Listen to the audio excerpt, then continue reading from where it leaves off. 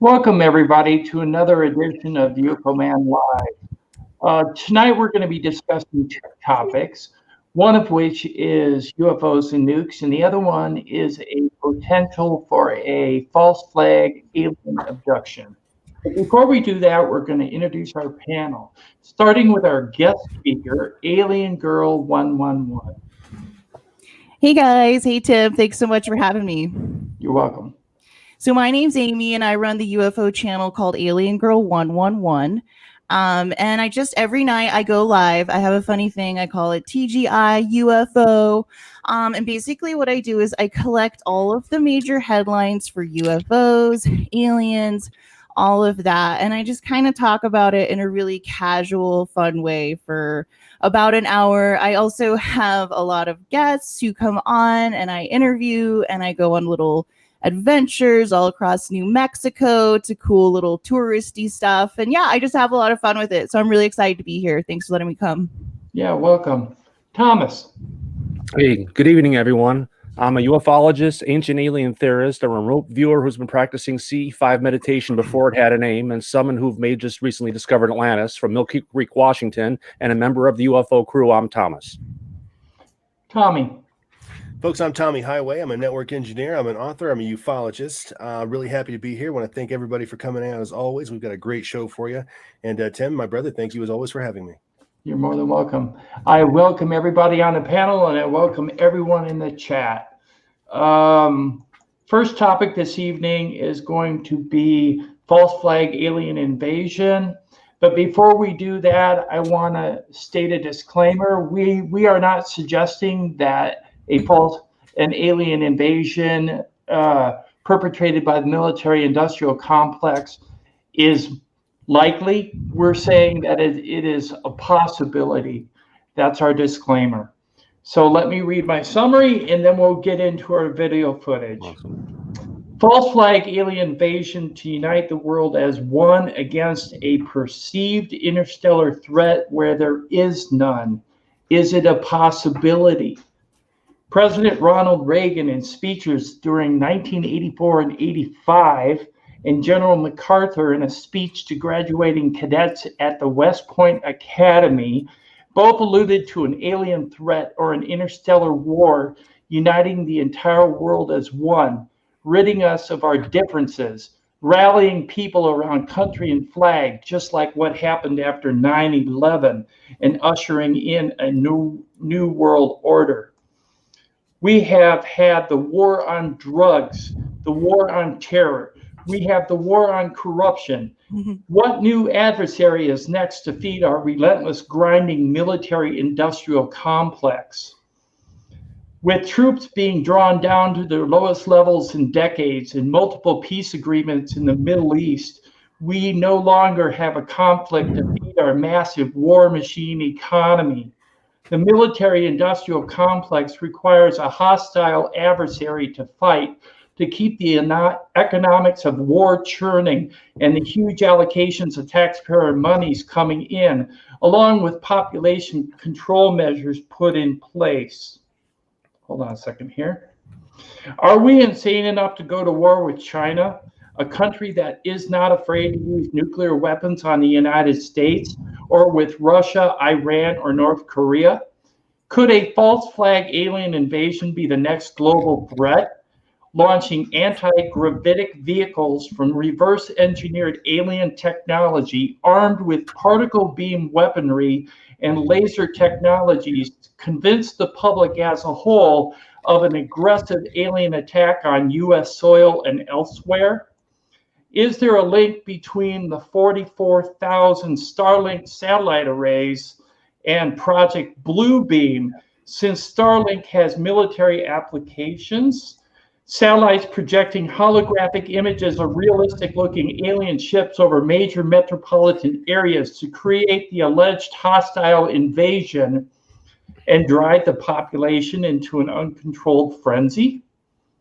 We have all been indoctrinated since the early 1950s to believe in an alien threat, with the likes of movies such as War of the Worlds, Aliens, Predator, Battleship, and Independence Day. The negative propaganda continues. Could this plan be a reality? Let's listen to the clip I have. Let's see here. I got to bring it up.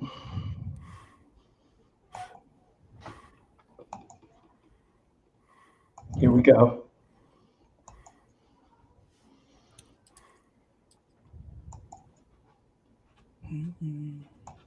There's a senior official at the CIA who for 20 years has been very, very supportive. He's part of that group, but he's on the side of disclosure. But he can't stick his neck out too far because he saw what happened to former CIA Director Colby. When he stuck his neck out, he was going to give Bill Colby, the CIA director, I think for Ford and Nixon, was going to hand off one of these 0-point free energy devices and about $50 million in seed money to get it out to the public. And the week he was going to be a member of my board, they found him floating down the Potomac River. Almost absolutely was assassinated. We can't prove it, but his best friend, a colonel, met with me and said, yeah, that's what happened. And he knew it was a risk. So a lot of people who are friendly to this, who are on the inside, are afraid of being tweaked, terminated with extreme prejudice. And then you have other people who aren't on the inside who don't have the courage of the ridicule factor, because the New York Times and the Washington Post, the big media outfits that are wholly owned subsidiaries of the intelligence community, frankly, when it comes to this issue, are going to absolutely roast and ridicule any politician that brings up the word UFO. It has to be done like on Kimmel, you know, just sort of ha, ha, ha, make a joke of it. So in 1953, the CIA decided that the psychological warfare aspects of this would be where the real enforcement could be, by just making it ridiculous. And they actually engaged, I have a document that proves this, Disney Studios, to make cartoons about little green men so that it would become the laughing stock. And sort of defang the whole issue into sort of silliness. And so it has remained for 60 years. So it takes a lot of courage, not just in terms of your personal safety, but your reputation, because you're going to be ridiculed and laughed out of meetings, or you're going to be teased. And most people don't want to be ridiculed. I'm just the kind of person, I don't care what someone says about me. I mean, everything terrible you can imagine has been said about me, and so what? I mean, you just expect it. So, but most people in a public eye don't want to do that. And so disclosure is going to have to be with the people. So we initiated that in 01, and we continue to do that. Agreed. And I think that the biggest problem we've had, and I wrote a paper about this called When Disclosure Serves Secrecy. Now, this paper, I wish you would read it and memorize it. Everything I predicted in that a long time ago, it's on our website. And if you sign up for our email service, we occasionally send it out. It's a free newsletter. You can just sign up. It's seriousdisclosure.com. It's free. It's completely provided to the public. That paper describes the dangers of doing what we've done. And that is disclosure being hijacked by charlatans who masquerade as disclosure folks, who attach to all the body of evidence I put together the fear factor and the silly season and the evil aliens are coming to and eat us for lunch. All right? And that has happened. Seen that one. And the betrayals I will not go into because it will break your heart. So the truth is, the thing that keeps me up most at night is all this information being folded into which is all solid information, being folded into disinformation that's tailored to scare the public into what General MacArthur said, and that is World War III will be interplanetary. So now let me talk about the deepest USAP.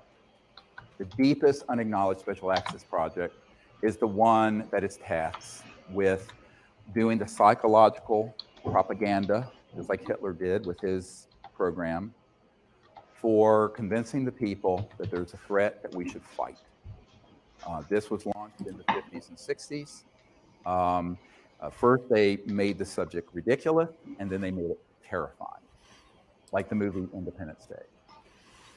And this was all part of a plan hatched in the 50s to be sure that we could continue to grow the military-industrial complex, but instead of just one country, sort of a unipolar expenditure out of mainly the United States and at that time the Soviet Union, it'd be a global junta military effort because there's a threat from outer space. And they have done about 50 years, 60 years of very, very careful preparation. Now, the UFO subculture is replete with the influence of that. Most people don't understand it. And I wasn't surprised when I got a document in the 1990s from the Strategic Studies Institute describing this project. And this is going to be in our next film, if I can find a director that wants to make this film.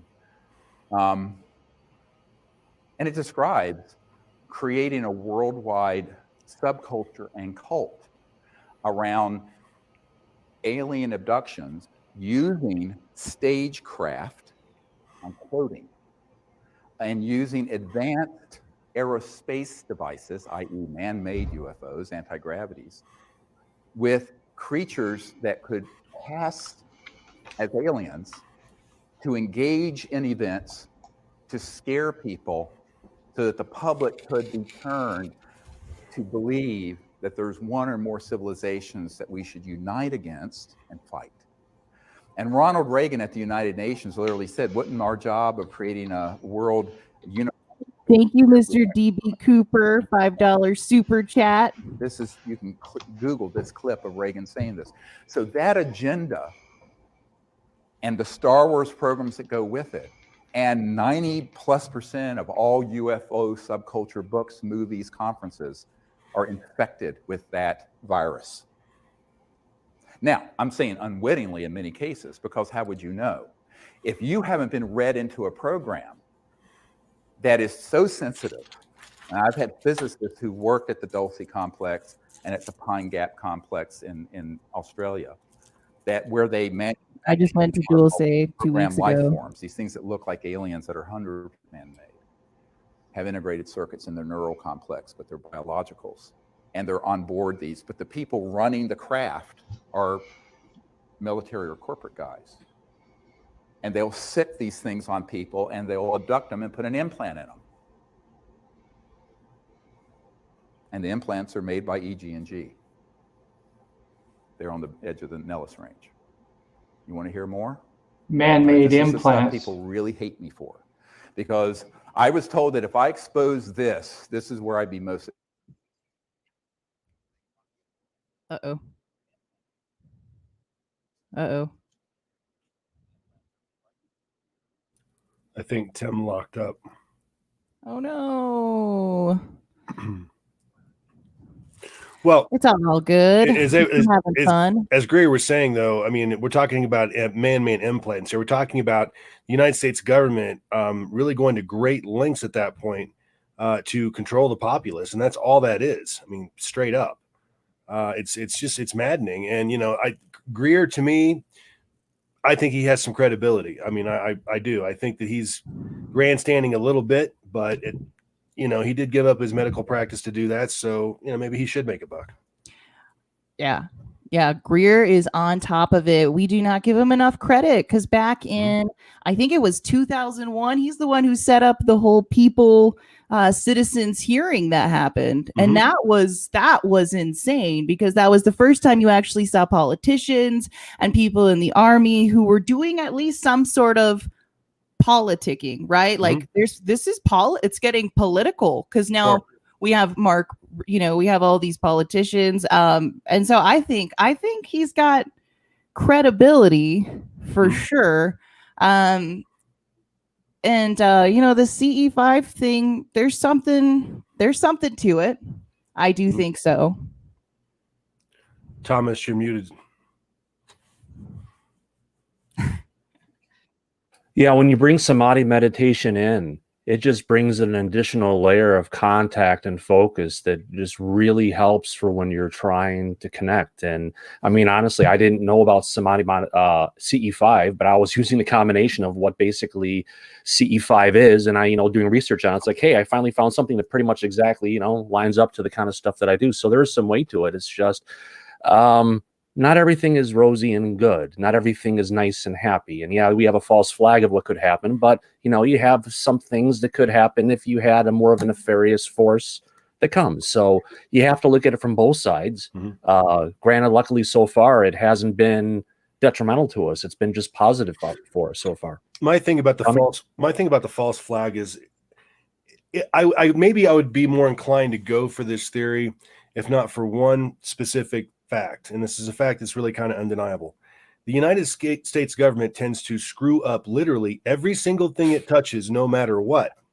Okay, so are they capable of pulling? I mean, I'm not saying that to be funny. I'm being honest. And are they capable of pulling something like that off without screwing it up? And I don't know. I'm laughing, not crying. I mean, that's a the tall whole order. thing. It's a really tall order to me. Yeah. I'm not saying it's not possible. I'm just saying. What do you think, Alien Girl? I like Stephen Greer, and when it comes to the false flag alien invasion, I think he's got a lot of clout. I would not say that 2 years ago. Yeah. But our society looks drastically different from what it did a year ago. Yeah. And I think that if the public, had a feeling that there were beings that we couldn't understand, it could be a huge threat. But I think that the meditation and connecting and having an expansive consciousness of peace and love can overcome any governmental organization that may be trying to contain the human spirit. Right. Since you're new to the channel and everything, Alien Girl, let me ask you this. I mean, I don't mean to put you on the spot, but what are your thoughts on disclosure? Do you think we're ready at this point? Well, I mean, disclosure is kind of, a loaded term because, I've been into this stuff since I was, 11 years old. I wanted to touch everything that had an alien and read everything that could possibly happen. And when we, 20 years ago, they were telling us that water was nowhere else in the world but Earth. Right. There's no water. There's no life beyond Earth. Yeah, come on. And so I think it's always going to be this slow thing. And I think I think even if you showed somebody like a photo of an ET, if tomorrow Donald Trump was like, here's the photos, here's the aliens, look, they're waving at us with videos, I don't think people would believe it. Yeah, that's I think they'd continue on and they'd say just like it's election fraud or whatever, spin whatever narrative to help fit their own reality. Yeah. So I think the slow drip is kind of part of like desensitizing us and understanding that. And it is concerning. Of course, it's a threat. Why would they want us to know amazing things? Like if our consciousness can control technology, there's so many like wonderful technological secrets we could keep, right? Yeah. Sure. I mean, there's so much more that we're capable of that just everybody can do, but it's just a matter of the manual, the way to get there, the steps you have to take, the tricks you have to learn along the way is just kept out of the public eye, and it has been for a reason. It's about control. Take away what they have, think you have to go through somebody else to get the answer when, like with aliens or with connecting with the source energy or God, you have that opportunity to do it yourself, and that's what it's about. Even our failures matter at this point. Yeah. I mean, there's been rumors that we've some of the wreckage and different craft and everything that we've been experimenting on out at S4. There was an unscheduled nuclear test. What was it back in the 80s? And rumor has it is because they were actually cutting some kind of an alien power cell open, and the damn thing blew up and killed a bunch of people like a nuke. Yeah. Underground. So, it's really hard to say at this point whether or not if we're ever going to disclose that information, like we spoke about, I think the last stream, militarily speaking, that would be a real hot button issue, because all of a sudden, if we come out and say, oh, by the way, we've got this technology that's maybe 1 million years more advanced than anything you can possibly imagine, that's going to cause a conflict with other superpowers. I mean, how couldn't it, Yeah. And it's not just that we've got this technology and we have these scientists who we've made a deal with here that we've, giving them some stuff, and look at all these great things that they've taught us how to make, because a lot of this stuff is just way beyond us. And you have to think we've got the deals and everything in there to, let us have these little morsels of something, beads and blankets for the Indians. Right. I think like the slow drip disclosure, right? We have Perseverance that's going to be hitting Mars soon. And what's really interesting about that is the rover that they have has technology on it to look for a fossil. Yeah. So I think we already know that within like a year, we'll probably be told that there's a life form fossil on Mars. Yeah, or life on Mars right now, underground. I mean, what always happens is people are like, well, we already knew that, right? How many of us have heard that? Oh, well, we already knew that, right? When it comes out and you're like, no, you didn't. Like that was part of me really wanting to start a channel to just like timestamp that I said it. And if you've noticed, a lot of the pictures all that are coming out of Mars now, they've all got blue skies.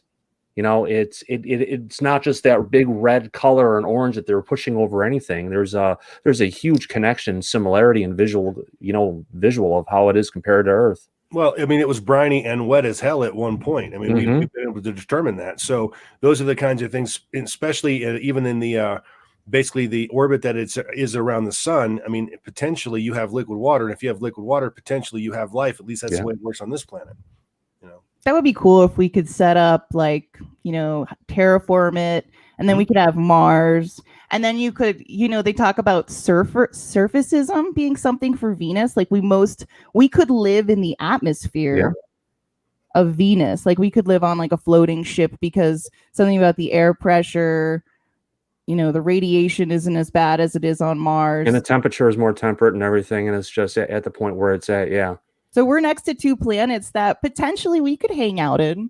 We could have a little spaceship airport thing that goes from Venus to Mars. It's definitely, especially since, what's going on with our planet right now and how we're treating it and everything that's going on. It's the biggest thing we've got going on with the planet right now is the the movement of the magnetic poles and the flipping of everything, and what's going to go along with that, and the catastrophism of everything that happens. So yeah, we can take a look at stuff of where we're at, but like right now, the Atlantic overturn median current that is basically takes the Gulf Stream all the way up to Greenland is shutting down, and once that happens, which it's already starting to do because they're detecting more salinity in the southern oceans, it's it's going to be a mini ice age. Let's hope one doesn't happen down in Antarctica, because that'll be a freaking snowball Earth again. Not that we want to go there, but the Earth has got a cooling system built in. We're not going to get there. But at least the aliens here, they're interested in it. They want us to save the trees. They told us that they want to save the trees. Yes, they don't want, because if we don't have it, we're not going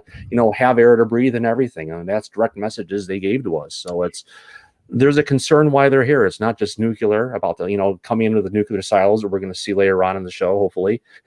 Yeah. And but the disclosure, it's it's more and more, it's coming common speech, common coverage in the news, more than it has been in the last year, 2 years, 5 years. If you look at even on how they've been covering on Tucker Carlson, on Fox News, and some of the stuff, and some of these latest big disclosure things that are happening, people are starting to wake up. So at least there's that whisper, that kind of sound going around to get people to, be aware. I mean, there's more proof of this stuff than there is of freaking Jesus Christ at this point. Well, I mean, me personally, I've grown up in the UFO subject. It was a big thing in my house growing up and all of that. Excuse me. But up until 2016, let's say 2015, 2016, if you had asked me if I thought that the American public was ready for full disclosure, or at least disclosure in some form, like, hey, we're not alone, okay, at least that far, I would have said yes. But then after we've seen everything that's happened the last 4 years, I no longer feel that way. I no longer feel that we are capable of handling that, or for that matter, at this point, I'm not sure America can even handle a ham sandwich. Things are so wild right now. I just can't believe it. It's like it would be, I'm sure it would be just fine for half the population. Okay, we're not alone. Well, we kind of sort of assume that because, we can't, all the planets that we're discovering, and there's got to be billions more out there at this point, probably. And we're the only intelligent life out there. Come on. There's just no conceivable way. It's not mathematically possible. Yeah, I watched Contact before this, actually. Oh, nice. Yeah, I just watched the whole movie because the Arecibo telescope, right? It collapsed. Mm-hmm. Mm-hmm. And that's just like, that's what's so cool about that movie. Cause you got Matthew McConaughey and then her dad, they both say this thing, which is like, she's always asking him about aliens. And then what does she say back? She says, or he says back to her, if there isn't anybody else, it's a whole big old waste of space. Right. When you sit there and you actually think about how huge the cosmos is, how huge the universe is, like the galaxies, when you actually put in the time to try to think just how far does this go out? Like if I was to get here and I like just started going and going and going, where would I end up? We still don't have an answer for that. And Yeah, but wild. But right now, even if you're talking about, you want to look at the really big picture of the universe and everything that we're seeing, you take a picture of the plasma structures and everything that's going next to it, take it and put it next to the nervous system of a human brain, and it's almost an identical kind of a pattern and setup and everything. So it's just so much bigger than we even have an idea of, to the degree. It's kind of like you get planets that are like atoms that are like all the way going all the way down, Yes. but we're seeing that in other patterns. So it's just cool. It's insane. It's insane what's actually happening right now. And I think they are definitely releasing it right now because no one's paying attention. Why we don't care. No, like general public's not thinking about that, right? And I'm sure we all just run around and we're like this. I don't know how you guys are, but I just don't ever stop talking. I like don't shut up. And so I just go, and I'm talking to my friends and I'll just go deep into this, and the denial is phenomenal.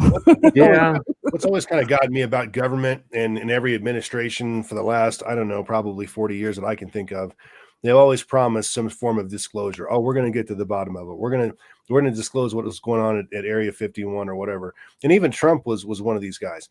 They get right up to it where they're going to disclose something, and all of a sudden something stops them, and it stops every single one of them from doing it. And Deep state. Yeah, well, I don't know if it's a deep state or the fact that they sat him down and said, listen, if we release this, these are our scenarios, what we think could happen, how we think the population could react, blah, blah, blah. And I think any way you slice it, it just doesn't come up good for the government. Yeah.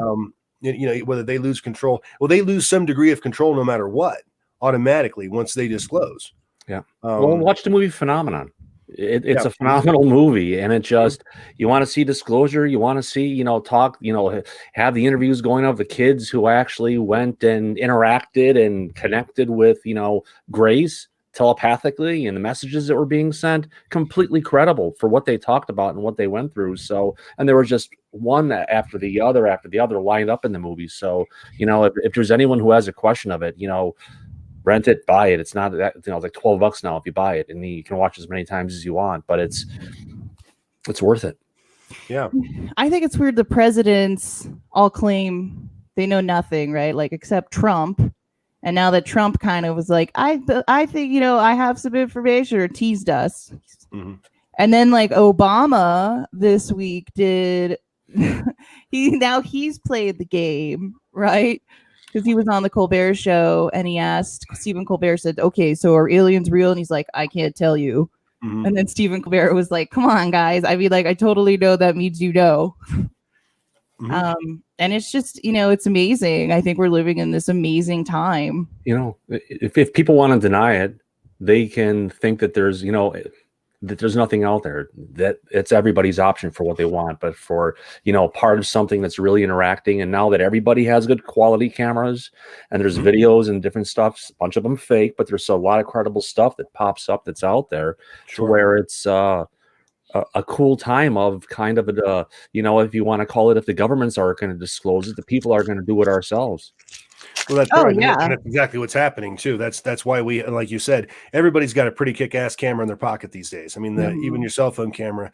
I mean, if you know how to use that thing, and I urge everybody watching the video for this, whatever camera you own, or whatever cell phone rather that you own, I'm sure that there's a YouTube video out there that show you how to use the entire camera, all of that. Go out there and watch that. Be ready for something strange to happen.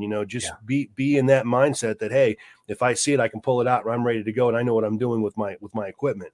That's part of this. That's a big part of what we call social disclosure. Yeah, absolutely. Especially if you have a new iPhone and they want you to wait 3 seconds for the exposure of trying to take something that's moving across the sky pretty quick. That's going to get all blurred out. Yeah, that stinks. Absolutely. Let's go to the chat, folks. Anybody got any questions or any comments out there? Let's go ahead and hear them. Zimbabwe was a great case.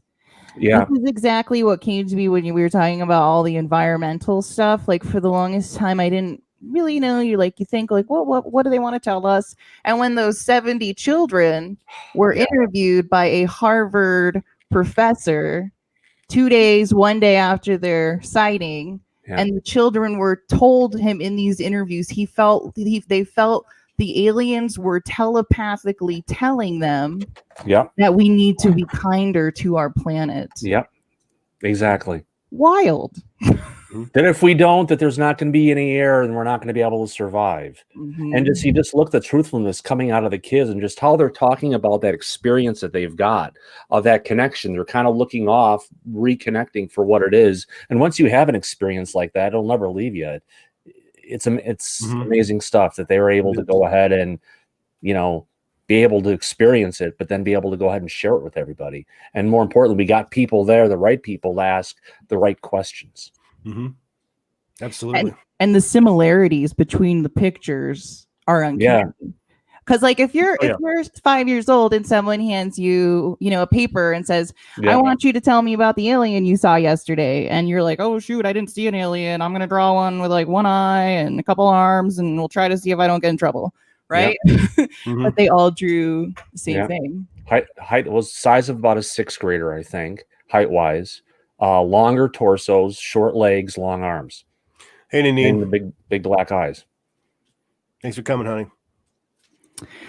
Yeah, some of the kids even said that the alien had thin black hair.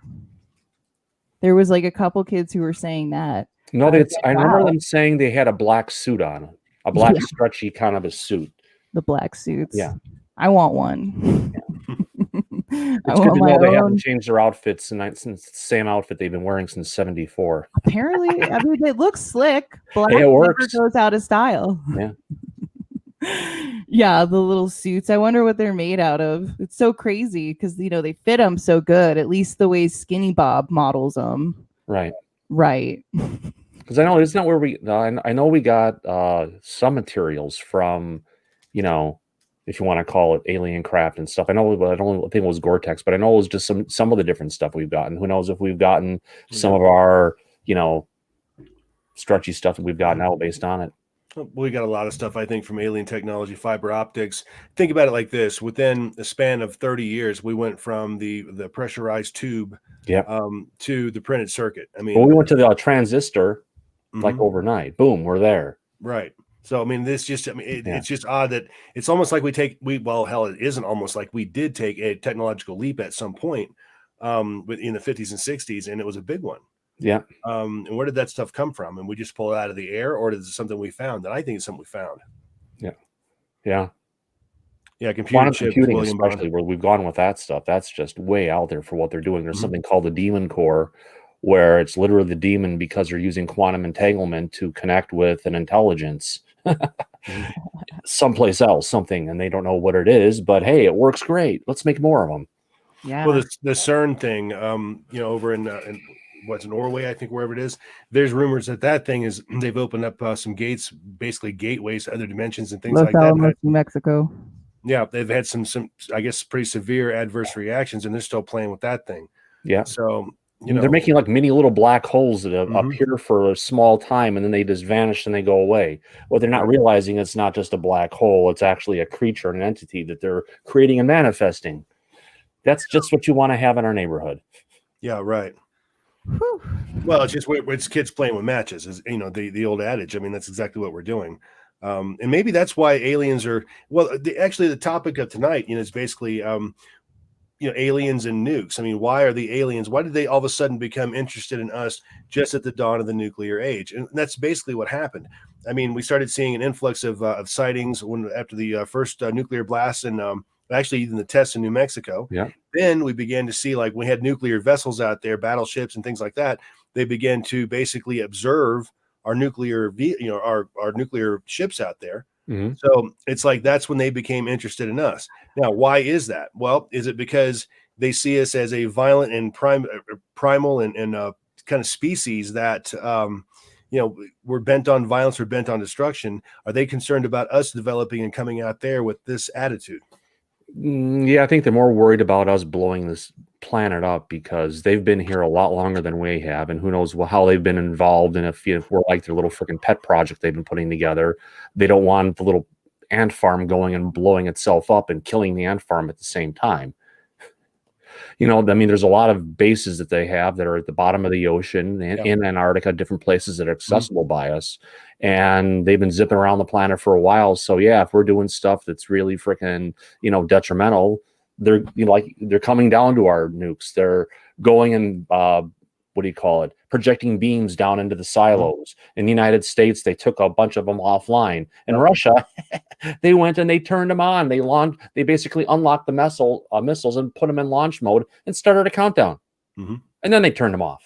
They really wanted to scare the Russians. I guess they probably needed to be scared to that level, but it's they don't like what we're doing, and they're supposed to be, people say they're in a hands-off kind of a thing. They're not, really interacting with any of the stuff we've got going on here, but yeah, they are. What do you think, Alien Girl?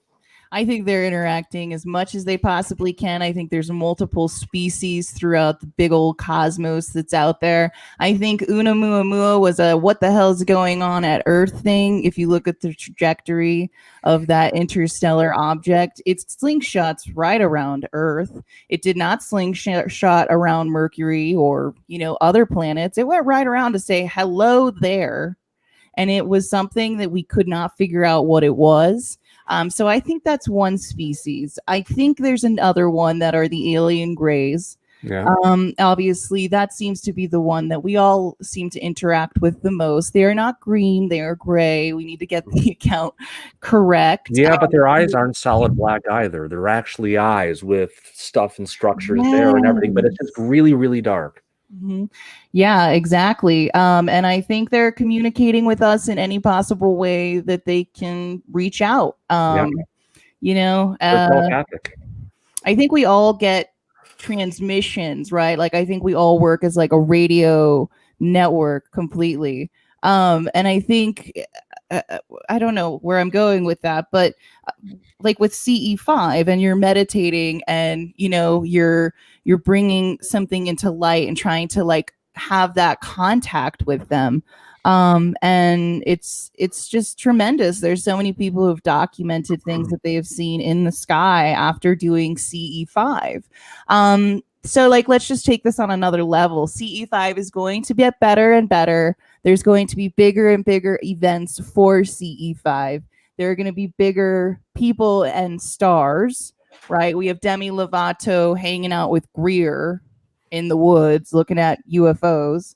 Well, the next thing is Katy Perry's going to have a big old concert and they're going to do a big old CE5 thing. So the CE5 fests are going to get better. The cameras are going to get better and we're going to see something. Everyone knows it. So it's just about, do we get to the answer first or do we pretend and just let the government tell us it's something to be scared of, which we all know instinctually. I think if you really look within yourself and you ask yourself, are these beings trying to hurt us? They might not understand our emotional capacity. I think it's kind of like a puppy, right? When they're young, you're like, Soup, you got all this energy, right? But if you've lived to be 500, like you kind of like, let's be honest, we get older, you get a little colder.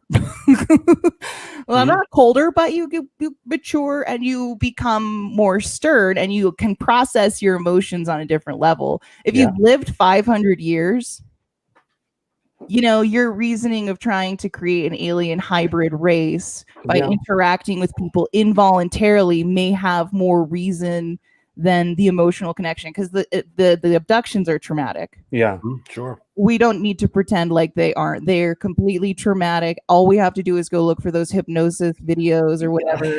I guess you can call it traumatic, but it really just kind of looks down. It's different. I can't speak for everybody. I've never been abducted. I can't say anything, but some are. Some are not. Some are incredibly positive. I've heard women talk about their alien hybrid mother experience being this amazingly positive thing, and they have these great memories associated with them. And people have a different experience too. It's all over the board. It's the old adage of you have to have your eyes open, and you can't be afraid of anything, because fear will take over anything and take any kind of experience and pull it out of you, pull it away from you. So it's just a matter of, no matter what you've been through, no matter what it is, you have to look at it in a positive light, and then try to really look back and see what was the intent, what was coming out of it, and what was the message and everything that you walk away with. That's gives you something that a lot of people don't have that opportunity to have. Right. And I think we're all living in a consciousness reality, interacting. You have the men who stare at goats. Third Phase came out with their movie called Earth Battalion. That was really good, because we're transmitting on different frequencies, and the internet has just put us into like hyper intelligent, crazy mode. Right. Like where we all figure it out and we all start talking about it. And it's like, there's no way that Bob Lazar, like, I think it's legit. I've gotten my favorite skeptics in front of it and asked them to watch the whole thing. They're laughing.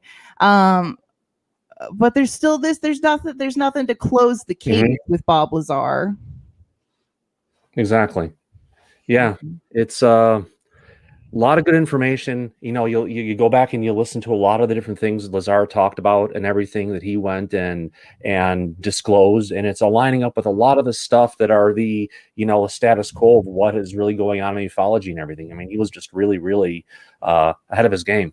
He really was, and absolutely. And I'll tell you, Bob Lazar had a lot of things going for him, a lot of different reasons not to come forward with this information. I mean, they erased this guy.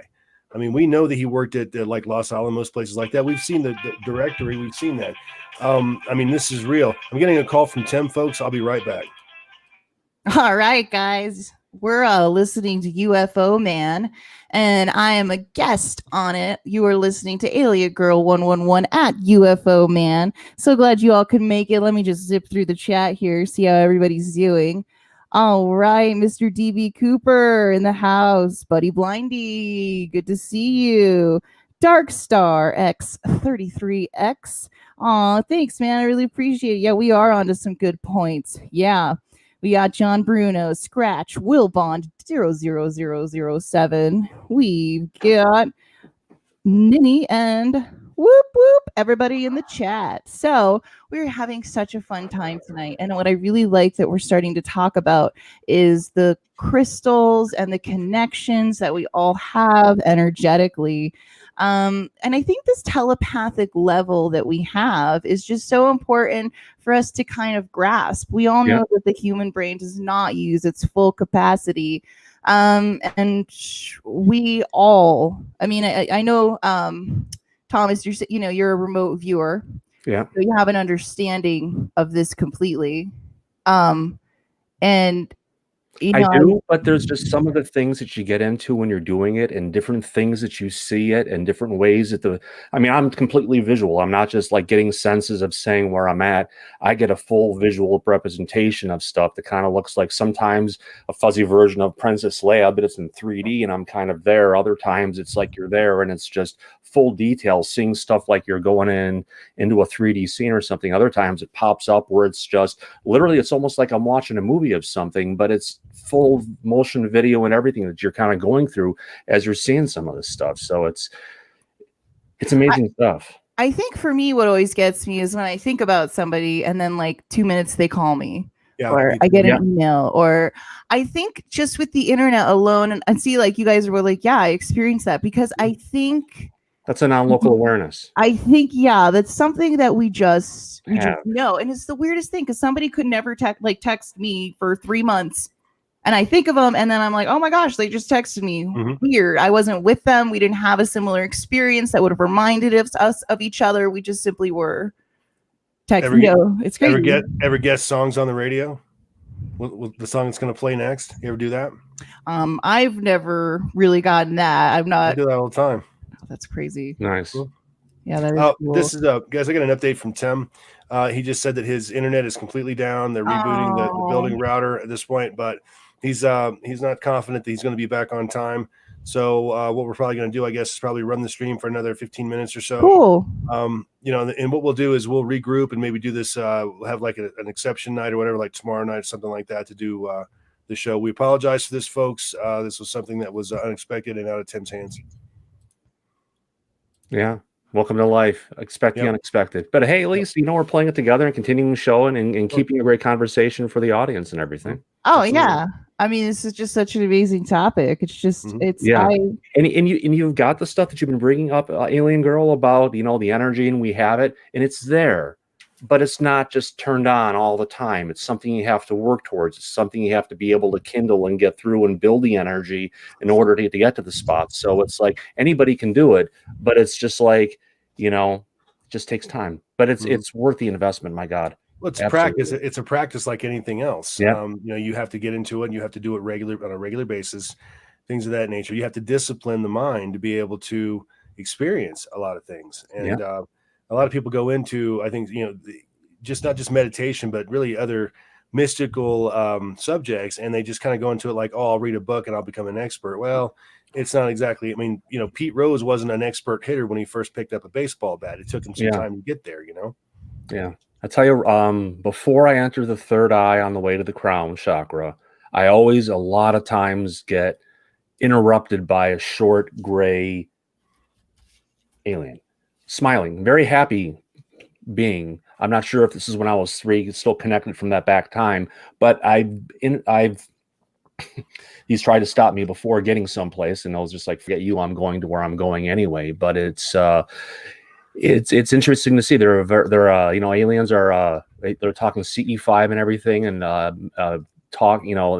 being able to communicate with them telepathically. Yeah, there are links, and there are ones you can connect with and everything. And it's just there are good things out there, and it's worth trying. Yeah, definitely. Well, we could do it as the people. The people could come together. The people could decide that we want, and it's just like you were saying, just us collectively, as a community, as a group of humans that just want to know the answer. Yeah. And maybe that's all it takes is to be open to it. Yeah. Because if you're zipping across the universe and you've seen tons of civilizations, and then you look at us and it's like, they're not ready. Yeah. We're not. Right. We're Exactly. not ready. We aren't ready. We need to at least all feel like I'm open to the idea, bring it into this dimension. I'm ready. We're all kind of ready. The energy's there. Just watching Contact from 1997. That whole movie's very interesting because they decide to not send her the first time because she doesn't believe in God. Mm-hmm. And that's just not a conversation you'd really have with. She's not an astronaut, but that's not a conversation you'd have with, the fact that even religion is that heavily defined in that movie is insane. Mm-hmm. But yeah, I mean, it's just absolutely crazy to see things change and to also see people, frame their own beliefs around the reality that is knocking them in the face. Yeah. Every day. Yeah, talk about reality knocking your face. Want to blow your heart. Read The Law of One. We've seen a lot of that in politics. Read from the Book of Ra and the stuff that comes across and what was channeled coming from this entity. And it's a lot of really good information to understand about how we all connect and how we all are one to a degree. And it kind of goes in the lines of CE5 and the meditations, a bunch of other stuff. And it's a good story. Yeah, I mean, I saw the recent movie, Close Encounters of the Fifth Kind, that Stephen Greer launched, or he came out with it this month. And it's amazing. Like we were talking about, like, I think he's credible. I think he's a credible guy. I think he's, always been able to take the ridicule, right? And pushed through it. And he has developed a career out of it, but he's putting the information out there, and his isn't as far off as some other people who are building careers, around the idea. And his idea is cool. To go to a Stephen Greer expedition, because I really wanted to go, It's $2,000 a person. Ching ching. Wow. You know, and you have to think about it from what perspective. You know, if you're going and you're setting up all your gear to put on all, you know, YouTube, we're gonna go see this. I'm gonna make sure Mr. Greer gives me like my 2K worth of interviews or whatever. Right, You know? sure. I'm just kidding, Dr. Greer. But you know, if you go out there and you see something, you can publicize it a lot. You know, and so a lot of people, they think that people who sometimes come out there are incentives, but I do think a lot of these people have been through some really tough things. The things that always pull my heartstrings are the alien hybrid mothers. Mm-hmm. Sure. That always is really a really tough one for me, because, you know, they get abducted, they get just the most worst thing that could probably possibly happen to you as a female. And then, you know, years later, they're taken back to the spaceship to meet their children who they never knew.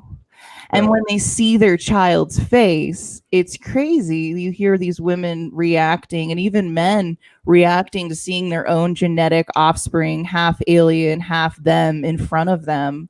Sure. And like the intense connection, right? That bond that just exists. And it's just so sad. And like them talking about, I don't want to leave. So a lot of the time when they have these repeat things where they get to go hang out with the kids, right? Like a lot of alien moms they're like, I can't wait to go see them again when I get to, if I get that chance.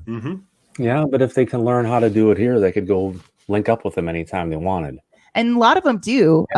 Bridget Nielsen, she's an alien hybrid mother that has a whole YouTube channel about her experience, and I love it. She's like this hippie, super, hey, good guys. Like, she's just so bubbly and like such a high frequency, you know, definitely a high frequency.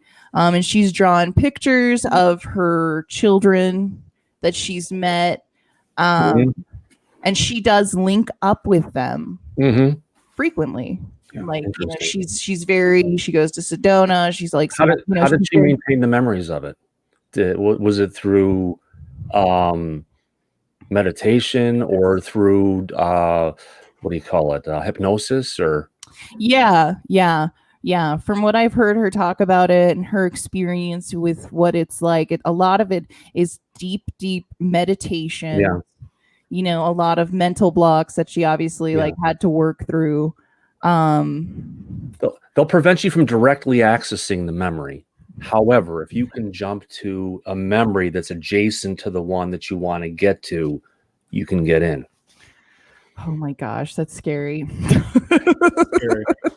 I don't want to go that far in my brain. I don't want to know. It's an adventure. There's so many stories of it. So many different people out there that have claimed to be abducted that are credible human beings. I mean, we're not talking about some crackhead someplace. We're talking about, you know, people that don't really want to come forward or doing it reluctantly. They're not trying to make a buck. They're just trying to say, listen, this is real. This is happening. This is reality, you know, and you got to feel for those people. All I have to do right now is I just have to look at that UFO that's behind me and the white light that's there. And I just have to think back to the white light that I saw back when I was 4 years old and had my little adventure. It still raises the freaking, what do you call it? Hair on my entire body. And I just come over with this just intense feeling of just bliss. And it's just like, you don't care about anything. And it's just like, once you see it, you interact with it once, it never leaves you.